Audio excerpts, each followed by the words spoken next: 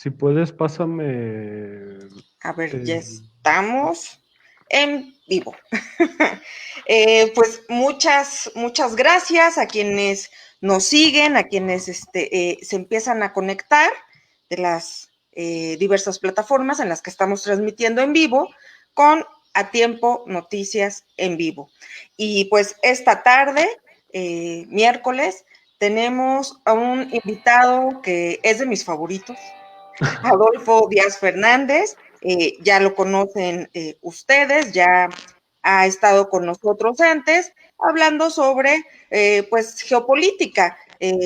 Muy interesantes los análisis de Adolfo Díaz Fernández y pues este día nuevamente con nosotros y pues para analizar un tema que pues es ahorita pues el obligado, ¿no? Las elecciones en Estados Unidos. Y no solo porque sea de lo que se habla más, sino por las repercusiones que tiene, ¿no? Estamos hablando de elecciones pues, en el país que sigue siendo pues la potencia mundial, nos guste o no nos guste. Y pues las repercusiones obviamente son también a nivel global. Adolfo, te doy pues la bienvenida. Muchas gracias, Ale, y muchas gracias a tu auditorio y a quienes nos estén escuchando por dedicarnos un poco su tiempo. Y bueno, espero que les agrade lo que vamos a hablar hoy y que aprendan algo. Claro, claro, claro. Pues bueno, empezamos. Pues tú cómo has visto esta, esta elección, estos dimes y diretes de fraude sí, fraude no, y sobre todo me interesa tu análisis y tu crítica hacia cómo lo está tomando el gobierno mexicano. Bueno, creo que primero para poder comprender qué está ocurriendo en Estados Unidos, tenemos que tomar en cuenta tres cosas. Hay una guerra a muerte entre globalistas y nacionalistas. Ujú. Al respecto, Alfredo Jalife Rame y Daniel Stulin tienen tesis similares que difieren en algunos puntos, Sí, particularmente la tesis de Daniel Stulin sostiene que detrás de Trump hay un grupo que sería la vieja aristocracia europea, el Vaticano, no como el Papa, sino como institución, así es. y la aristocracia, que vendría a ser la de tierra y sangre, que para los que no sepan de dónde viene este término, deriva de, hasta donde tengo entendido, no sé si ese es el punto de donde lo sacó Daniel Stulin, de una teoría económica y política de Walter Darré, un economista y político del Tercer Reich, nacionalsocialista, obviamente, que plantea esa tesis.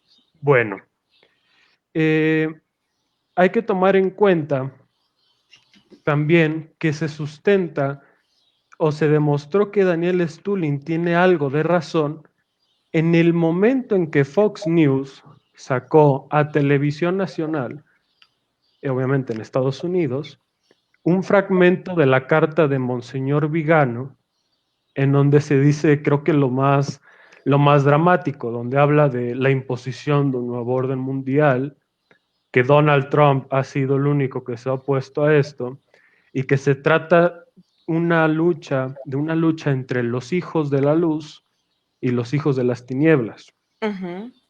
Entonces, comprendiendo esto, hay que tomar en cuenta que no es un partido de fútbol, no se trata de si nos vamos a poner las gorras de Trump y vamos a salir con las banderitas porque nos cae muy bien o mal.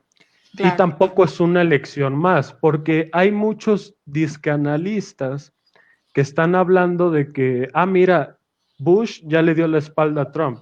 Espérate, los republicanos y los demócratas en esencia no tienen casi ninguna diferencia. Hay excepciones, los Es hay, cierto. pero es como si hablamos aquí en México del PRI y del PAN. En esencia no hay ninguna diferencia. Tienen la misma agenda, tienen el mismo proyecto, y lo único que cambia a lo mejor son las banderas y los discursos discursos. Ujú. Entonces, tomando en cuenta eso y entendiendo que a nivel geopolítico en Estados Unidos se está manifestando una lucha entre dos bandos irreconocibles e irreconciliables, podemos entender y saber por qué hubo, abiertamente lo voy a decir, un fraude electoral a plena luz del día y a los ojos de todo el mundo. Que bueno, esto es algo que Trump ya lo venía previendo desde hace unos meses.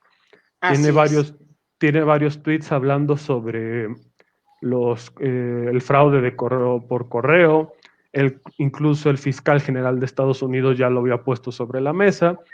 Y bueno, bien que mal, para algo se puso a Connie Barrett, ¿no? Más allá del aborto y de la ideología de género contra la que se va a oponer, obviamente. Se puso estos jueces estratégicos precisamente para una situación así. Y que Y bueno, como, también ya lo venían adelantando incluso pues los contrincantes, ¿no? Yo sí, hace un rato te compartí un video de Bernie Sanders que pues en una entrevista en vivo de hace ya algunas semanas, él detalla tan específicamente lo que iba a pasar, lo que estamos hoy viendo. Él lo dijo hace unas semanas, cuando todavía ni siquiera, pues, no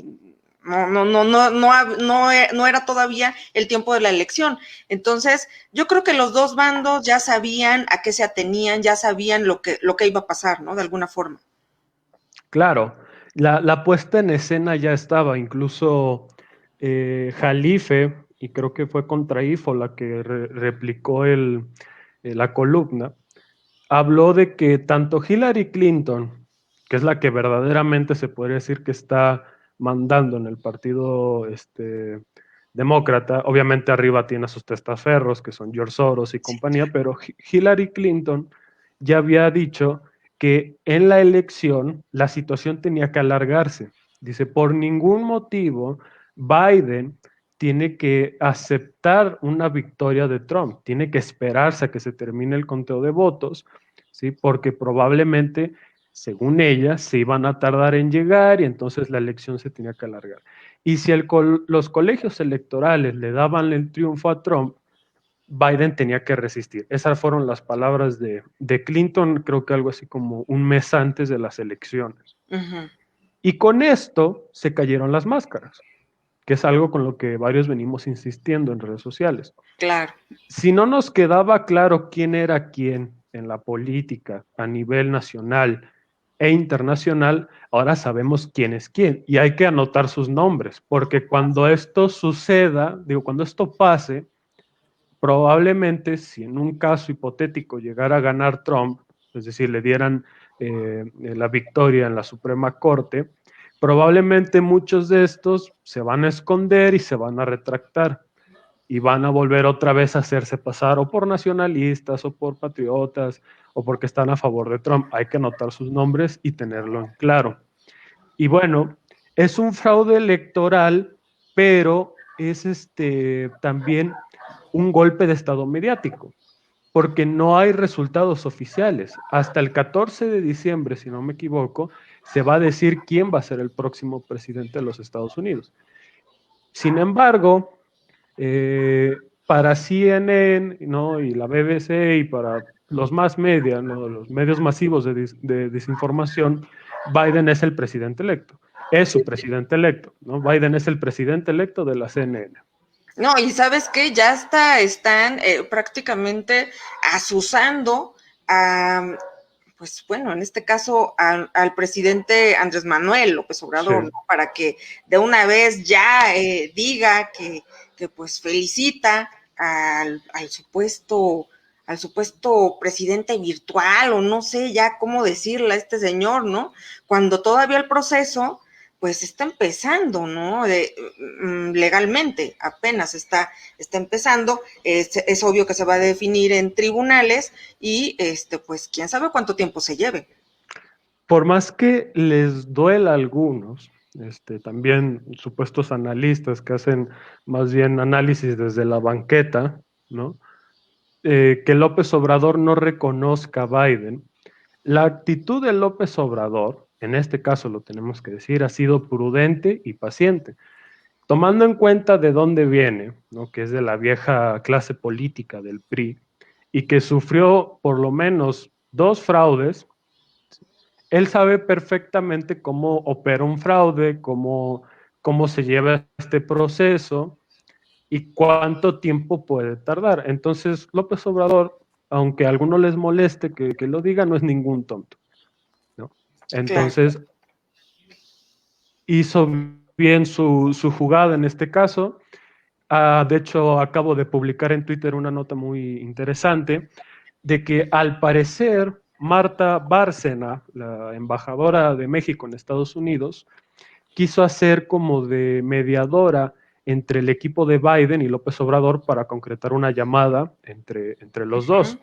Y López Obrador les dijo que no. Así Entonces, es. bueno, ahí te hablo un poco de lo que está sucediendo. Pero en este punto de el golpe de Estado mediático contra Trump, hay algo que a mí particularmente me asustó y fue esta histórica interrupción en vivo Sí. del presidente de los Estados Unidos, donde los medios de comunicación tomaron bando en una contienda electoral y dijeron, Trump está diciendo mentiras, está propalando fake news, entonces lo vamos a interrumpir.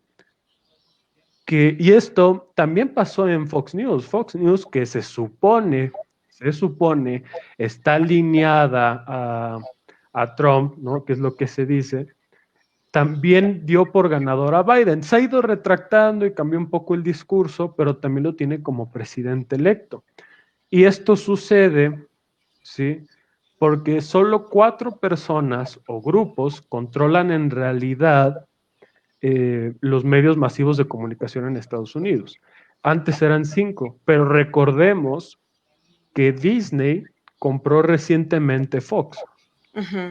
Entonces, eso te puede explicar por qué de repente Fox cambió su discurso al respecto de Trump. No totalmente, pero sí la ha venido bajando a su cercanía con Trump. Entonces, de la mano de esta interrupción en vivo, de este golpe de estado mediático, hay una censura masiva en las redes sociales. A mí me dio mucha risa, pero es de miedo, que Luis Medina, al que le mando un saludo, Sí, le mandamos muchos saludos a Luis. se puso a compartir noticias en mensajes clave Sí, con notas de salud y con notas de recetas. de recetas. Entonces, te recuerdo un poco a las distopías que se planteaban hace ya un siglo de una dictadura, de la típica dictadura disque populista que plantean en Hollywood y demás. Ya nomás faltan los altavoces en las calles. Entonces, estamos ante una privatización de la censura, porque antes era el gobierno el que te censuraba, te decía, tú no puedes hablar de esto, y se acabó. Y pues Es cierto. entendías, como periodista, como político, entendías que no podías hablar de ciertas cosas. Y ahora, con una máscara de buena onda y de libertad de expresión, la oligarquía, que es dueño de las redes sociales, que es dueño de prácticamente todos los medios de difusión, nos está censurando a todos. Dices ciertas palabras, hablas de ciertos temas y de cierta manera te van a censurar. Y ya no es un gobierno, sino que, bueno, se puede decir que es un gobierno tras las sombras, ¿no? Como lo describe Adrián Salvucci, un gobierno mundial privado, Privado. donde ya no hay un presidente, sino hay un CEO que escoge un grupo de inversores como una empresa. Y bueno, ante esta situación que ocurre en Estados Unidos, hay que tomar en cuenta antecedentes históricos y preguntarnos si se puede repetir la historia en algunos casos.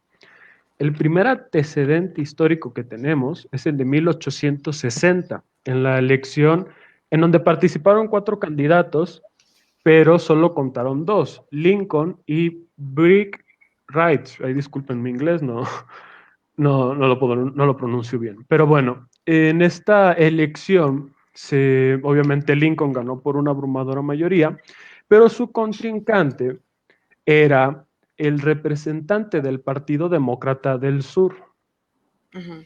Entonces, ante ciertas irregularidades y alegatos de fraude, el Sur, lo que después se convirtió en la Confederación, no reconoció el triunfo de Lincoln y bueno, esto más temprano que tarde derivó en la guerra civil.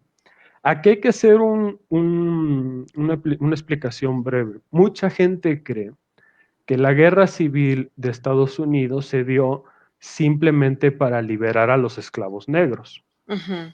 Sin embargo, en realidad, y tal y como lo explica y lo demuestra Marcelo Gullo en su serie de libros sobre la insubordinación fundante, se dio para asegurar el proteccionismo, la industrialización y la soberanía de los Estados Unidos. Hay incluso cartas de Lincoln a los líderes de la Confederación diciéndoles, señores, acabemos con esta locura, les dejo que se queden con los esclavos, pero ustedes tienen que hacer tres cosas. Aceptar el proteccionismo económico, porque el sur, muy contrario a lo que la gente cree, era liberal, librecambista, libre mercado. Tienen que aceptar la industrialización de Estados Unidos y tienen que terminar toda relación con Gran Bretaña. Gran Bretaña era el gran mecenas, por decirlo de cierta forma, de la Confederación. Era la que le convenía la guerra civil en Estados Unidos. De hecho, en un momento dado, debido a cierta jugada que hicieron con el algodón los confederados, se planteó la posibilidad de que Gran Bretaña, como Francia, intervinieran en el conflicto civil, ¿no? Que es en parte la razón por la que después Francia y Gran Bretaña, un momento España, pero España se retira, plantean intervenir en México, ¿no?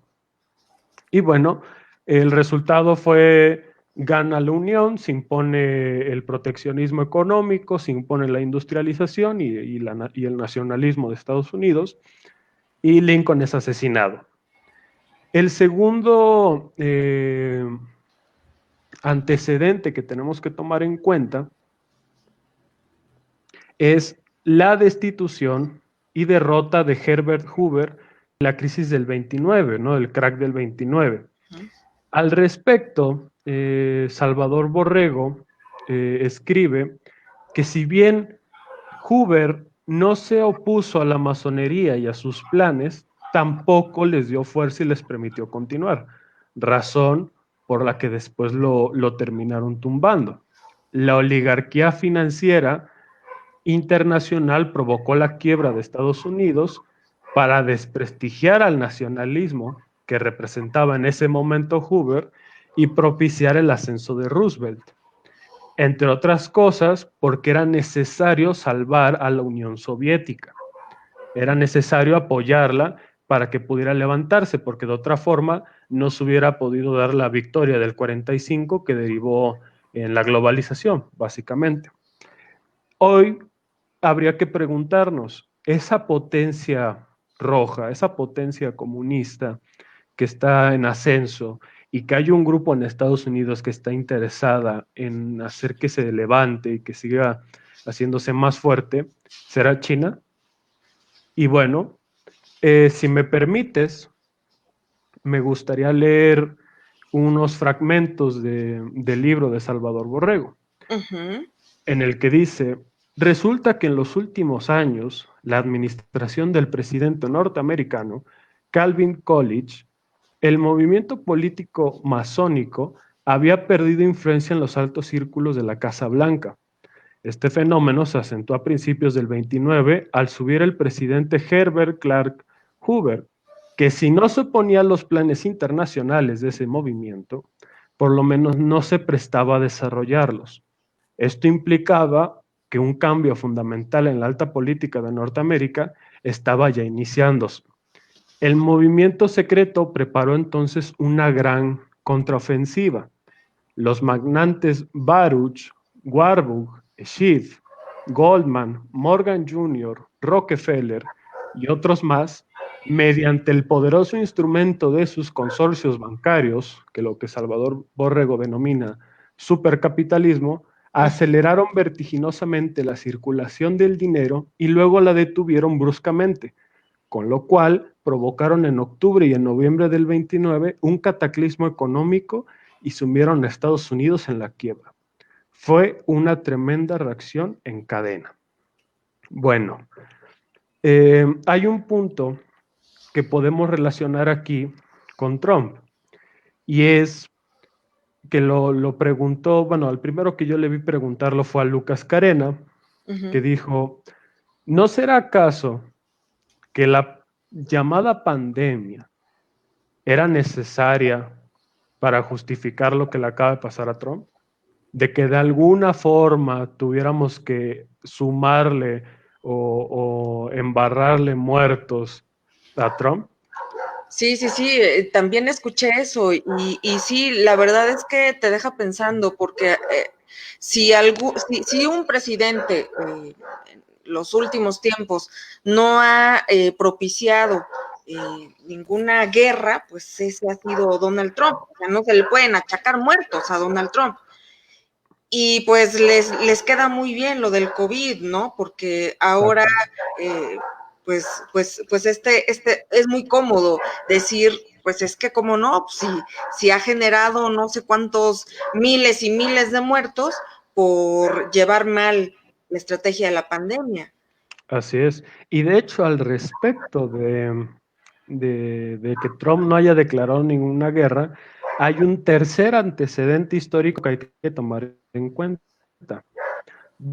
Dwight Eisenhower, que fue héroe de guerra de los Estados Unidos y después presidente de los Estados Unidos, tiene un discurso histórico sobre el complejo militar industrial, en el que denuncia que detrás de bambalinas, detrás de la Casa Blanca, que se podría en este entonces llamar un estado profundo, como se ha venido hablando, hay un complejo militar industrial en que Estados Unidos permanece. Claro, es que el mejor negocio hoy por hoy son la guerra y la medicina, que curiosamente ahorita están de la mano. Sí. Entonces, Trump no declaró ninguna guerra y si bien no pudo salirse de todos los conflictos en los que estaba sumido Estados Unidos, que eran varios, por lo menos sí trató de salirse de estos conflictos.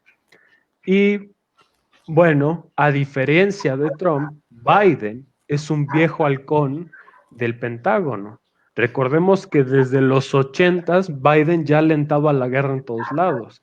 Alentó a la guerra contra Argentina. Votó a favor de la guerra, de invadir Serbia, de bombardear Serbia, y Claro. dijo que había que ocupar Serbia, y creo que los estados que fueron la Yugoslavia, al estilo de la ocupación del Japón y de Alemania, ¿no? Y luego votó a favor de la guerra de Irak, la guerra con Afganistán, es de los que movieron hilos para que sucediera lo del 2011 Libia, la primavera árabe, en fin, es un viejo halcón de Washington.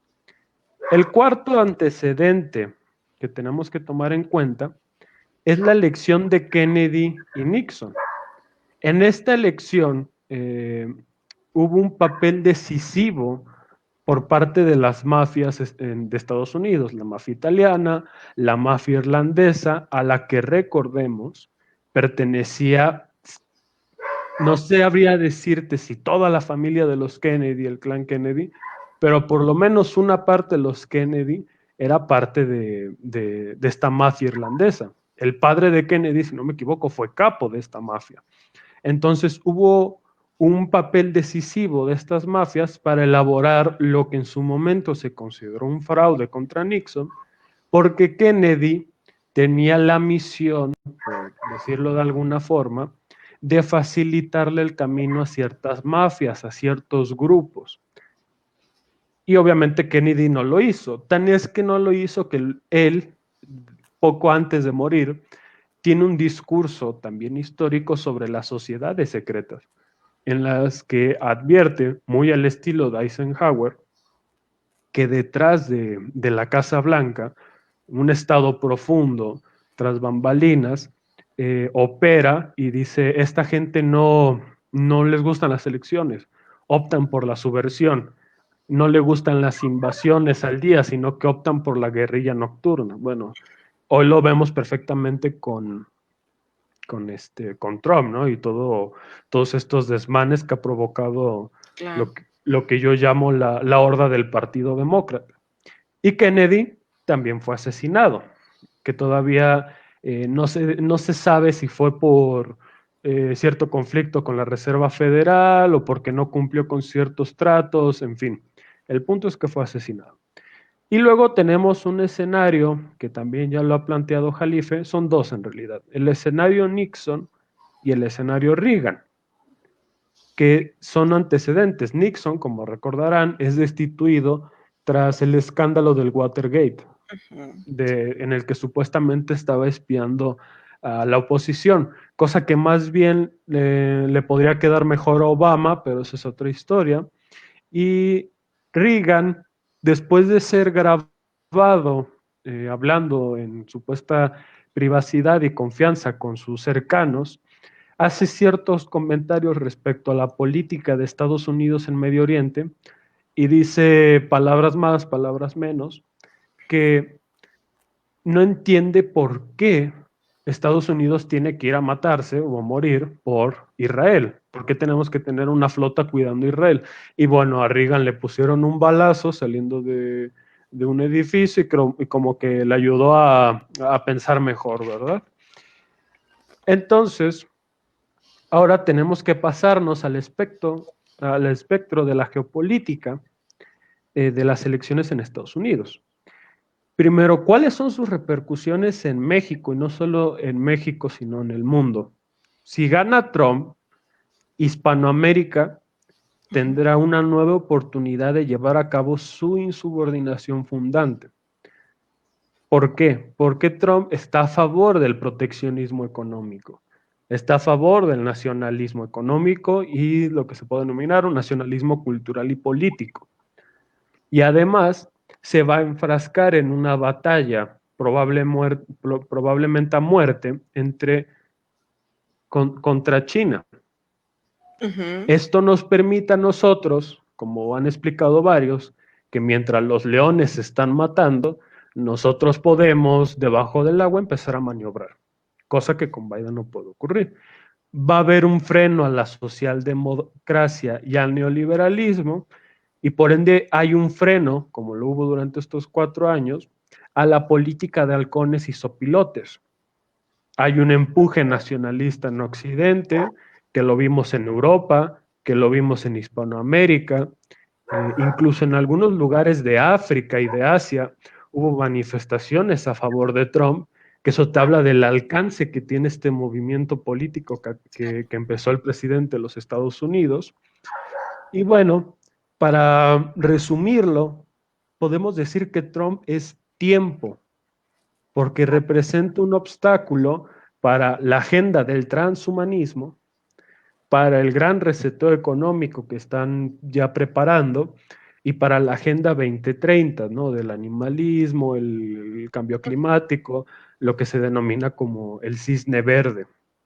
Sí, sí. Y bueno, Trump es una garantía para el nacionalismo, pero si Biden gana, los globalistas retomarían posiciones en Hispanoamérica y en Europa.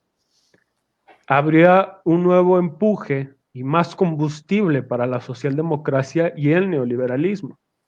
Y regresaríamos a la política de halcones y de sopilotes.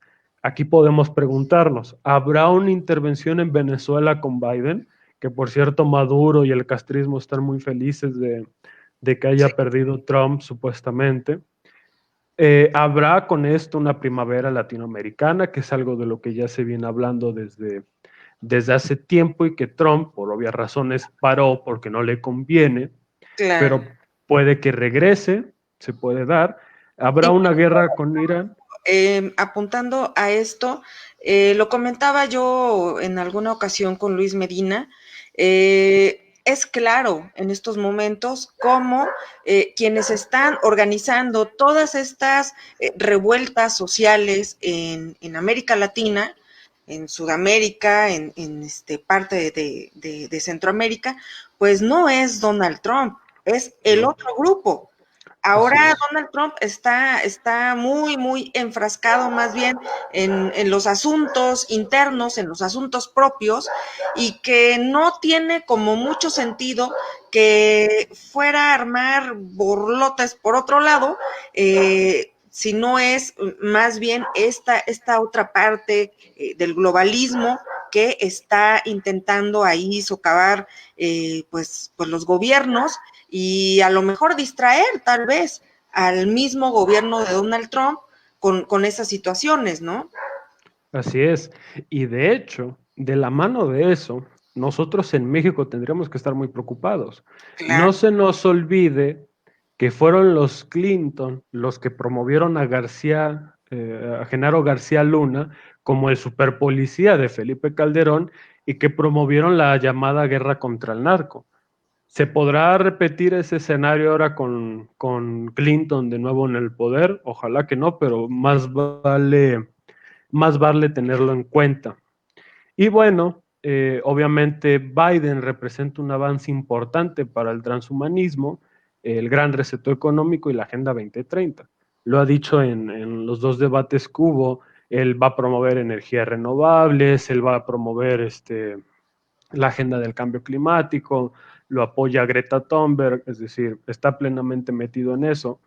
Sí, de Hasta hecho ahora, ya lo acaba de decir, ¿no? Que en el primer día que él está en el gobierno, regresa al Acuerdo de París. sí, y Y a lo mejor valdría la pena, Adolfo, centrarnos un poquito en este tema, porque lo que yo veo en redes sociales, en las propias, es que la gente, la mayoría, no entiende esto de las energías limpias, de las energías verdes, sigue las personas pensando que va a ser buenísimo para México y que tenemos que transitar sí o sí hacia ese camino, pero pues en realidad trae muchas consecuencias también irse hacia esa agenda, hacia ese lado.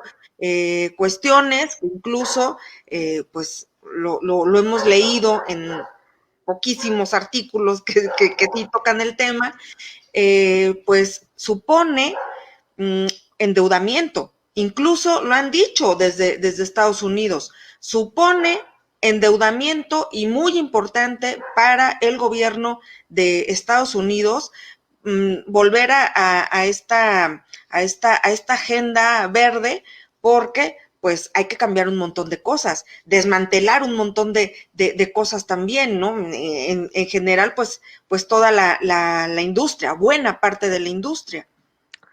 de hecho, hoy en la mañana vi otra vez un disque análisis sobre por qué está mal que México no esté participando en esta moda de las energías renovables.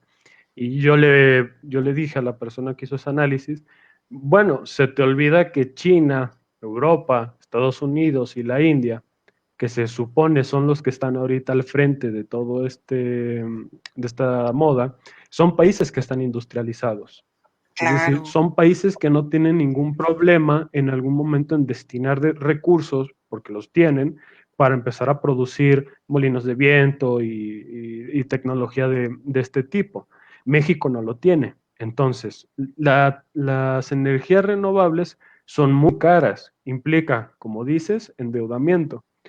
Segundo, no nos permite industrializarnos. Ningún país en vías de desarrollo o de así llamado tercer mundo puede desarrollarse con energías limpias, por más que a ciertas personas les moleste y por más romanticismo que le quieran poner a esto. No nos podemos industrializar con eso, y lo dijo el propio Putin, no yo. Cuando le preguntaron sobre Greta, dijo, es que es muy bonito, es muy agradable, ¿no? Que haya una niña preocupándose por esto, pero si tú vas y le dices a los países africanos, oye, estás contaminando el mundo porque quieres convertirte en una potencia y por favor detente porque estás generando contaminación y demás, y no me interesa si te mueres de hambre y no me interesa si sigues pobre, pues obviamente te van a escupir en la cara, que es lo que le ha pasado a Greta. Y bueno, y de alguna forma, pues trasladándolo un poco a México, esto se ha venido instrumentando desde hace mucho tiempo. Yo recuerdo, por ejemplo, en los que te gusta, 70s, 80s, principios de los 80s, ibas a las, bueno, ahora Ciudad de México, entonces el Distrito Federal, y te encontrabas un montón de fábricas. O sea, Sí. eran grandes extensiones de territorio con fábricas todo el tiempo, trabajando y demás.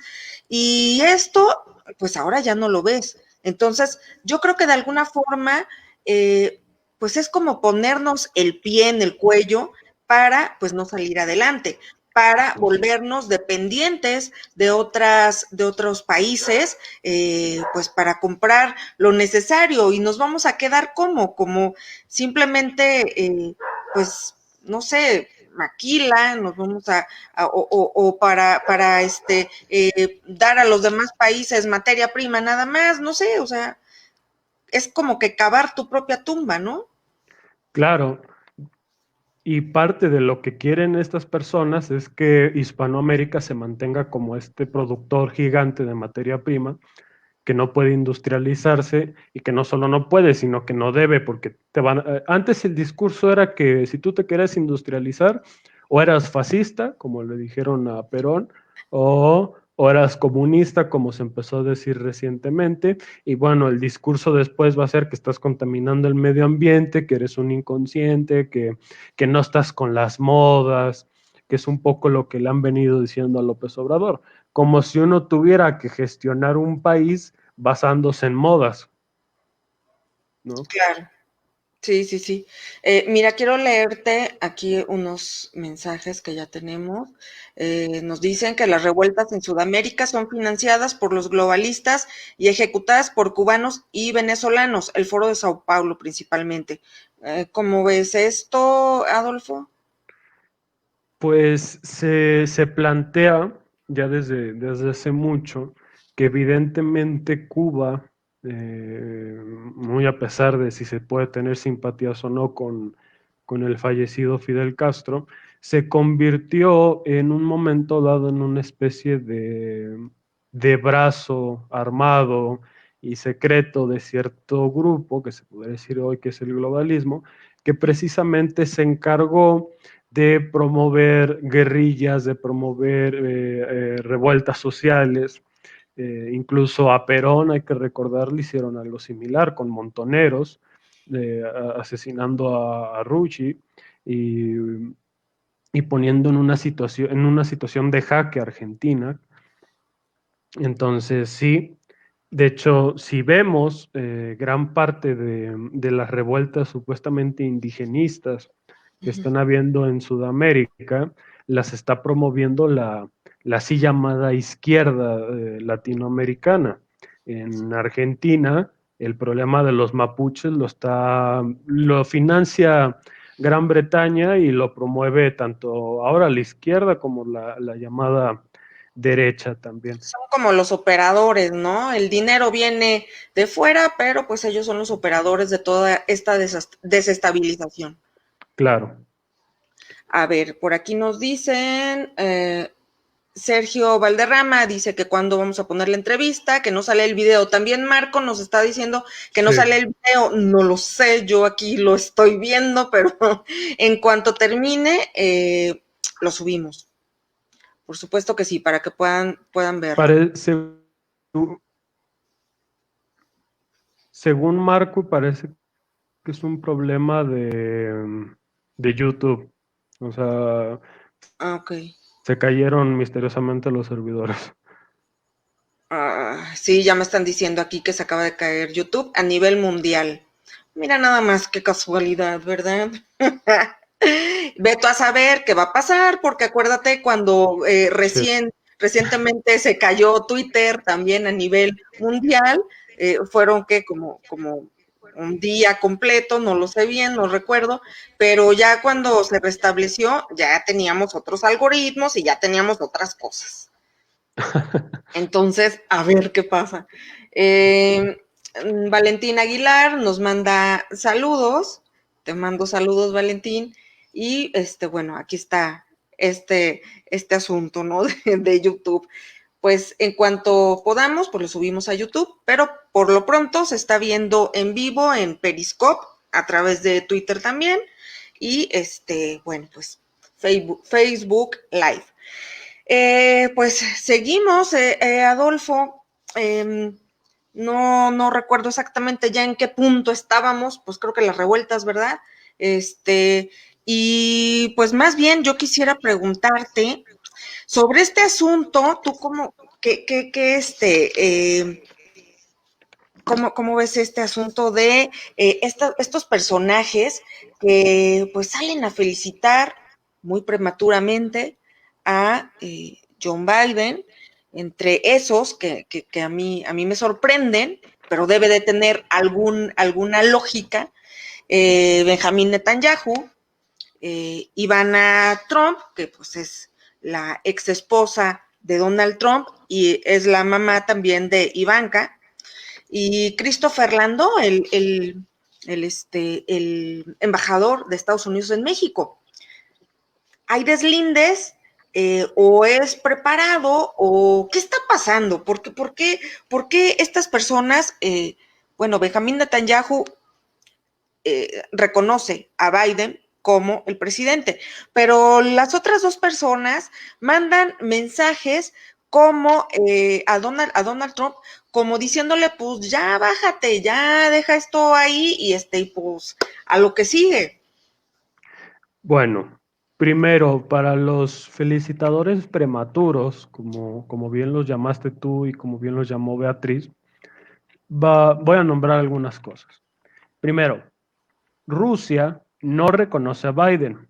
Tan es así que Dugin, Alexander Dugin, que es considerado uno de los filósofos y estrategas de Putin, publicó en su cuenta de Facebook, si no me equivoco, que Rusia tenía que reconocer a Trump como ganador legítimo de las elecciones. Y esto puede plantear que del caso de ganar Trump se dé un acercamiento muy interesante entre Estados Unidos y Rusia.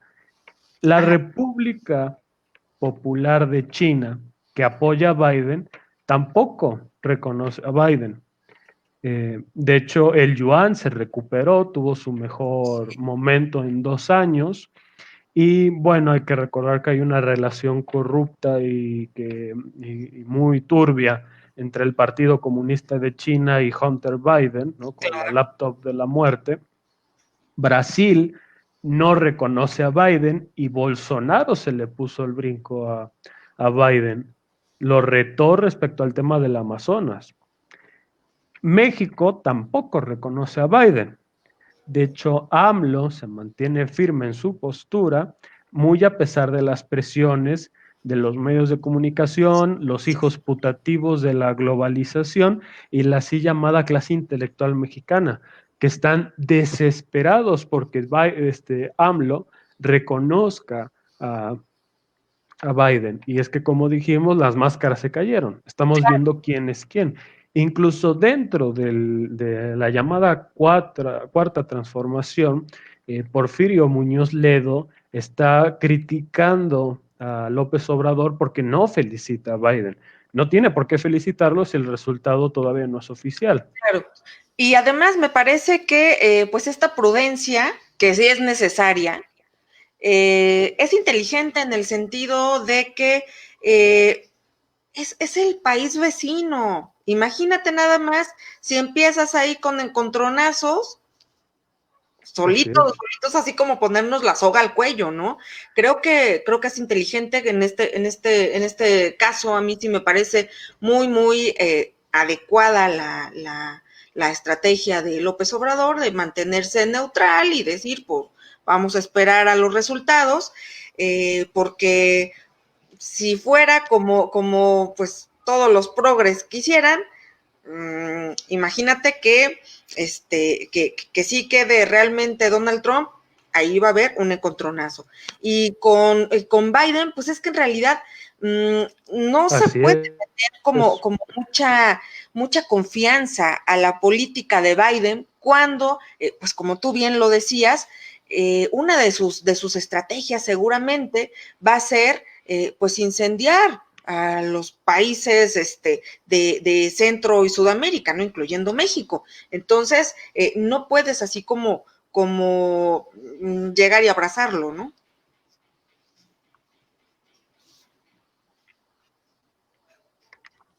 eh, que Trump, dentro de, si se quiere, los defectos que tiene, pues él lo ha aceptado, tiende a ser vengativo, ¿no? Hay un video de él en donde desconozco qué gobernador en un evento se quiso acercar a tomarse una foto con Trump y Trump le dijo, sí, acércate, tómate la foto, a pesar de que no me apoyaste. Y otra mujer que estaba ahí le dice, él no está perdonado.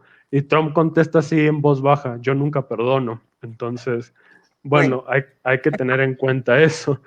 Y al respecto, también habría que preguntarnos, porque veo a muchos López Obradoristas decir que no nos preocupemos, que Biden y López Obrador se van a entender bien.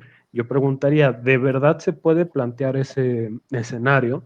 Si nos guiamos por la hipótesis de Jalife, de que López Obrador es un nacionalista, lo lógico es que no puede entenderse del todo con Biden, porque como explica Patricio Lons, cuando dos nacionalistas están hablando, pues se ponen de acuerdo para jugar fútbol, por poner un claro. ejemplo, y es fútbol. Pero si es un nacionalista con un globalista, el nacionalista va a creer que va a jugar fútbol y el globalista le va a poner una pelota de básquetbol, las reglas del tenis y un equipo de rugby. Entonces no van a terminar de entenderse y de llegarse a entender. ¿Esto convendría al país? Por supuesto, creo que eso es lo principal, ¿no? Obviamente, como tú lo dijiste, dentro del mismo Morena hay pues mucha gente que sigue esta agenda progresista, que es la misma de Biden, pero pues sí, hay que ver, no por el hecho de seguir la misma agenda quiere decir que forzosamente te van a tratar bien o que estás al nivel, ¿verdad? De un Estados Unidos.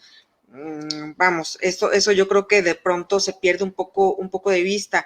Y a mí me queda, sinceramente, Adolfo, la duda de si de verdad López Obrador es un nacionalista. A mí me queda ahí duda. Creo que tendría yo que ver como un poquito más así de signos para poder afirmar esto, ¿no? Sin embargo, pues bueno, vimos en un tuit a Marcelo Ebrard, que habla precisamente, y tú lo compartiste, Sí. de pues que él está muy encantado, ¿verdad? Con esta agenda 2030 y él habla claramente de la gobernanza global. Sí, y sobre eso, que, bueno, Ebrard ya sabíamos, lo sabemos más o menos todos los que seguimos un poco la política mexicana, hay que recordar de dónde viene Ebrard. Ebrard es el hijo adoptivo de Camacho Solís, Solís. que era el cerebro político de Salinas de Gortari, y Camacho Solís, curiosamente, fue uno de esos pocos políticos mexicanos que tuvieron el, entre comillas, gusto de conocer a Soros y de ser cercano a él. Eh, bueno, entonces de Ebrard pues está eso. Siempre se ha dicho, lo dijo en su momento el propio Jalife, que él creía o tenía cierta certeza de que detrás de Ebrard estaba Soros. Y lo dice también Jorge Santa Cruz. Es decir, es un hecho que Ebrard sigue la agenda de Soros. Pero como está Trump en la Casa Blanca y López Obrador no parece tan contento con estos temas que propone la agenda Soros, si bien no se opone, tampoco les ha permitido que avancen en gran medida. Los ha detenido dentro de lo que cabe. Así que yo me preguntaría, ¿estará López Obrador cooptado? Eso es un tema que yo pues comentado en diversas ocasiones, ¿no? Que de pronto, para mi gusto, Adolfo, está muy cooptado, está incluso, no sé si decirlo así, secuestrado, metido ahí en Palacio Nacional, en un lugar en donde pues no es propicio para que esté un mandatario, ¿no? Que no tiene las facilidades de comunicación que pues hubiera tenido Los Pinos, por ejemplo, ¿no? Que está diseñado para eso. Sí, y sobre todo se nota que López Obrador está más o menos o muy cooptado porque hay que entender algo. López Obrador no ganó por 30 millones de votos, como se repite a manera de mantra. López Obrador ganó porque se pudo sentar en la mesa de negociación de la política mexicana, claro, con 30 millones de votos y el respaldo de Trump.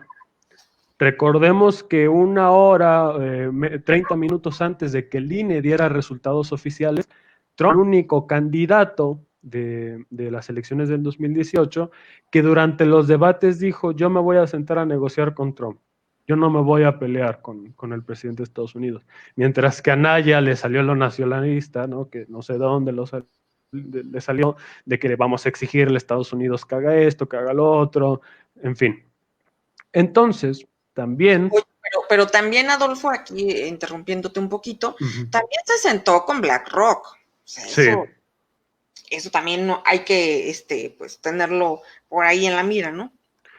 Bueno, acuérdate que BlackRock tiene ciertos nexos también con Trump y con los Kushner, entonces de cierta forma se tenía que dar, pero es evidente que BlackRock tiene mucha influencia en el gobierno de López Obrador. Nada más que, sin embargo, si tú checas quién es accionista mayoritario de BlackRock, pues es George Soros.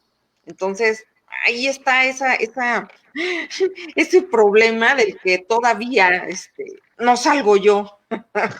Al final acuérdate que es el estado profundo, es decir, Así es. estarán de frente peleados, pero por detrás se dan la mano. Y bueno, también respecto al tema de México, ahorita vi una noticia que me llamó la atención y me preocupó un poco, que la así llamada Alianza Federalista de los supuestos gobernadores rebeldes sí reconoce a Biden.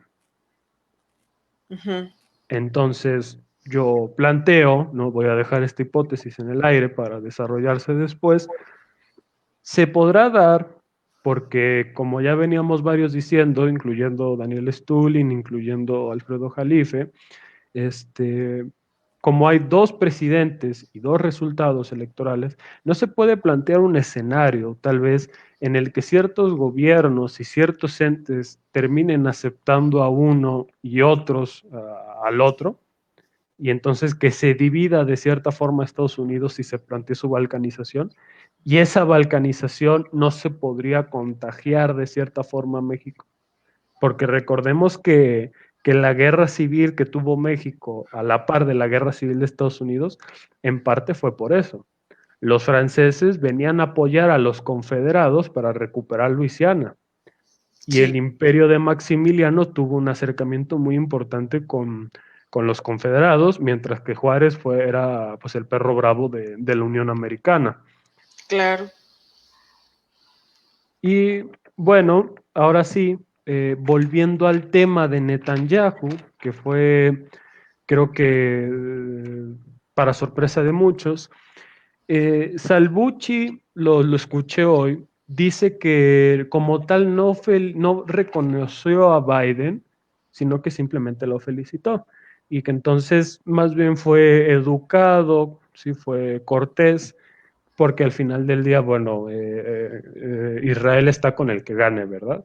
Sí, sí, sí. Entonces, pero el mensaje de Netanyahu sucedió, fue interesante, le da las gracias a Trump a manera de, a mi gusto, despedida, de tipo, ya te utilicé para lo que quería, bye. Entonces, y luego Trump le da un follow, o más bien lo deja de seguir en Twitter a Sí, Bibi Netanyahu, que uno diría, bueno, esto no debería ser importante, tomando en cuenta cómo es Trump y para qué utiliza eh, Twitter, bueno, podemos darnos cuenta que sí hubo cierta fractura que claro, lo plantea Jorge Santa Cruz como una traición a Trump. sí, sí, sí. Sí, Y incluso, bueno, no sé, pero esto que sí, sí parece como una traición, porque, pero además el distanciamiento ya venía desde tiempo atrás. No sé si tú observaste que ya no salían juntos, ya sí, Donald Trump no mencionaba a Netanyahu, ya también había como un deslinde de su yerno, Jared Kushner, tampoco sí. salía ya con él, incluso a la hija también como que la hizo hacia un lado, en fin, como que ya había algo previo. Y no sé, Adolfo, salvo tu mejor opinión, pero pareciera como si a final de cuentas Trump no respondió a los intereses de Israel como Netanyahu pensaba. No hizo guerras en Medio Oriente como se suponía, y bueno, no sé si esto es parte de esa ruptura.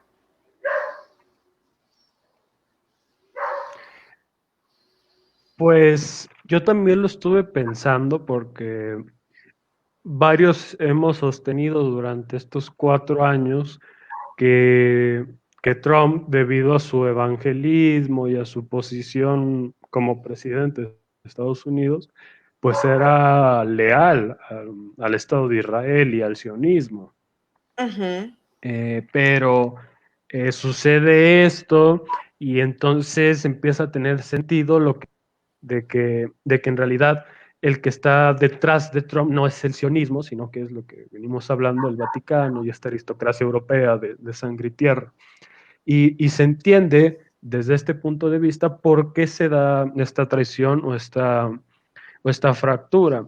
Ya había tensiones previas, de hecho en un video que publicaron, en una llamada entre Bibi y Trump, Trump le pregunta algo así como, ¿tú crees que Biden podría hacer este trato? Y Netanyahu le contesta así como muy dubitativo y le dice, bueno, presidente, yo estoy con cualquiera que garantice la paz y el apoyo para Israel, y cambia de totalmente la expresión facial de Trump, de que obviamente no le gustó el Por comentario. supuesto. Y Pero es que a Daily, lo mejor no entiende Trump el pragmatismo de Netanyahu, ¿no? sí, No hay lealtades en realidad. no, y al final, acuérdate que es como la casa en un casino, siempre va a ganar, ¿no? De cierta forma siempre van a obtener lo que quieren los sionistas. Pero Daily Mail publicó algo interesante que tú lo comentaste sobre Kushner, que al parecer el equipo de Trump y el propio Trump están empezando a buscar culpables de lo que ocurrió, Ujú. como ocurre en cualquier situación así. Y están empezando a apuntar a Kushner, porque Kushner era similar a García Luna, era una especie de superagente del gobierno de Estados Unidos que hacía, a la vez de asesor de Trump, hacía como de jefe de campaña y hacía de representante en Medio Oriente, en fin.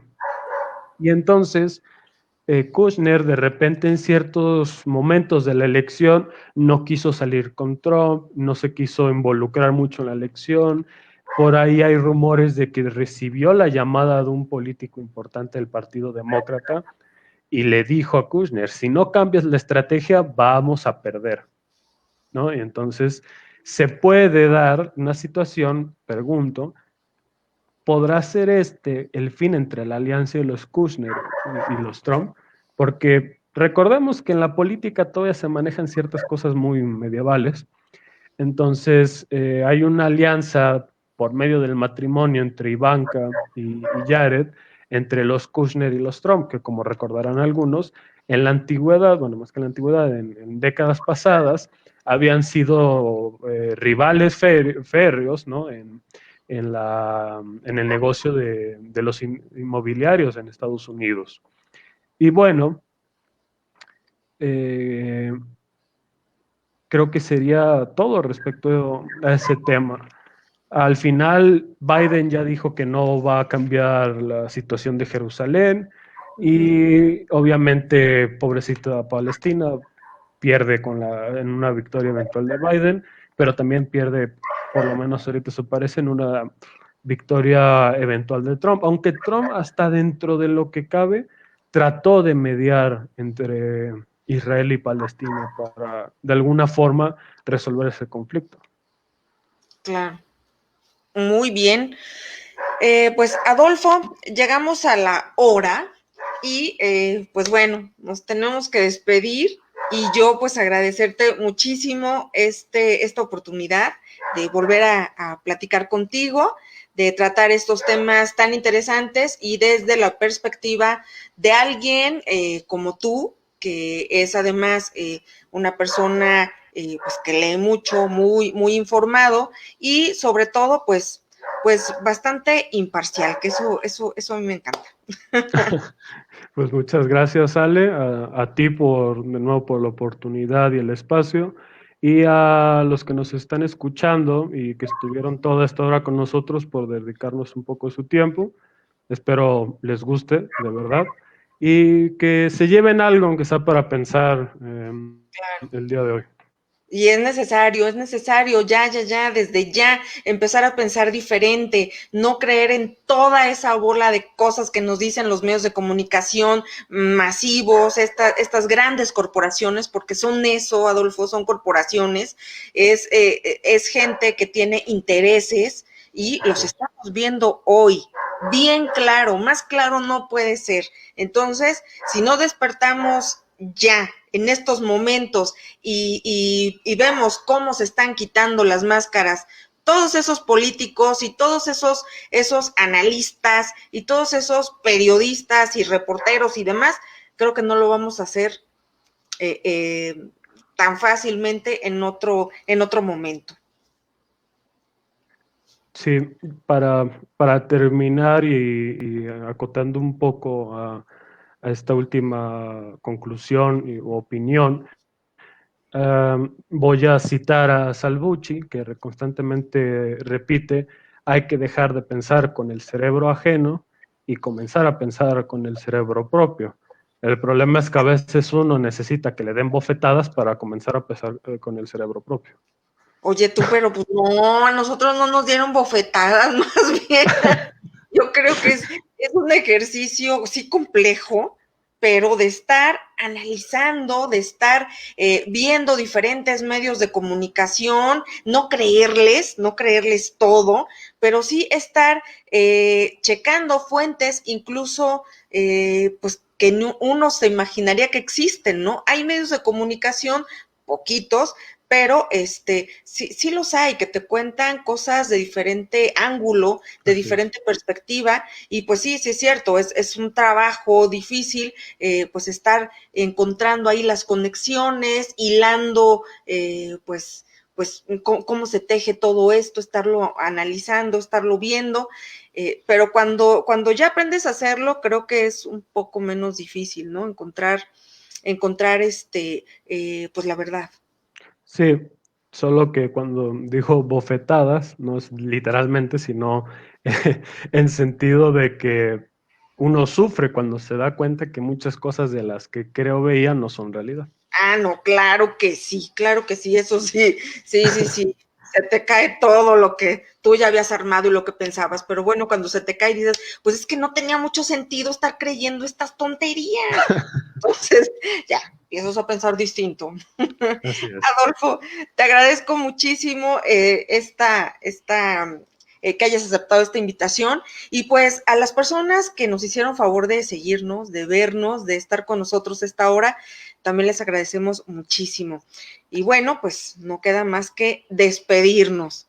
Muchas gracias, Adolfo, y espero pues vernos muy pronto. Ojalá que sí. Gracias y pues nada, Muchas gracias a la gente que sigue a tiempo. Pueden encontrar pues información en www.atiempo.mx y pues en nuestras redes sociales también, ahí estamos. Muchas gracias. Buenas noches.